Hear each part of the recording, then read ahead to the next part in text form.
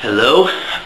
Tonight I just wanted to have a brief discussion about the State of the Union address, which happened, 2-3 nights ago. And I had very mixed feelings about it. I will say, let me do the positive parts first. One of them is that President Obama had the resolution. When it came to the Senate gridlock and the filibuster, he told Senate Republicans, if you're going to block all the legislation, you have a responsibility as being part of the governing coalition. If you're going to insist on 60 votes for everything, then some of those votes are going to have to come from you, which means you can't just say no to everything and be an obstructionist. So I'm glad that he put the B on them for that. Also, he said that everybody hated the bank bailout. Economists, even people who insisted that it was necessary, hated the bank bailout. It was at best a necessary evil, and we should be doing everything we can with financial regulatory reform to ensure that these bailouts don't happen in the future. He also mentioned high-speed rail in his speech, which I thought was a really good thing to remind people of, and that would be a way of adding a little more stimulus to our plan and maybe create a few more jobs. And he did say that we should not give up on health care. Very important. This is a time when Democrats could get tempted into back-shelving it. They can't afford it politically. They've got to get something done on it. Now, here are some problems I've had with the Obama in the speech.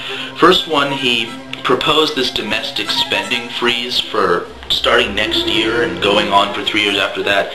That is dangerous.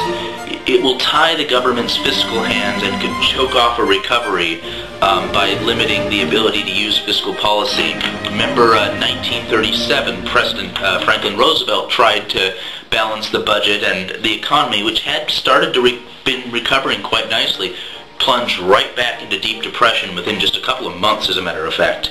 And another thing is that Obama's been making too many kind of symbolic gestures to the right wing. I agree with him on nuclear energy, making it safe, of course, which means heavy regulation and all that. No deregulation allowed in nuclear. But he mentioned offshore drilling and clean coal technology. That's not very practical. That's not the way we're going to solve our energy problems. We got to start thinking forward about that. More fundamentally, the big problem with Obama and with the congressional Democrats now is that they are afraid to confront the right-wing economic ideology head-on. They need to come out and say that Reaganomics and the whole anti-regulation, anti-tax, anti-social programs agenda of the right wing is a failed philosophy. And that we need to get away from this idea that free government is always the problem and the free market is always right. It is a failed ideology. Now is not the time for the Democrats to be pushing to the right in order to try and win more votes. If they're going to be successful, they have to stand for something. And that means a more sensible economic policy that gets us away from having this magnificent faith that markets never fail. It doesn't work out that way, fellas. So get with the program, cut the crap. Ronald Reagan was wrong, FDR was right, and appoint Paul Krugman to the cabinet. Thank you.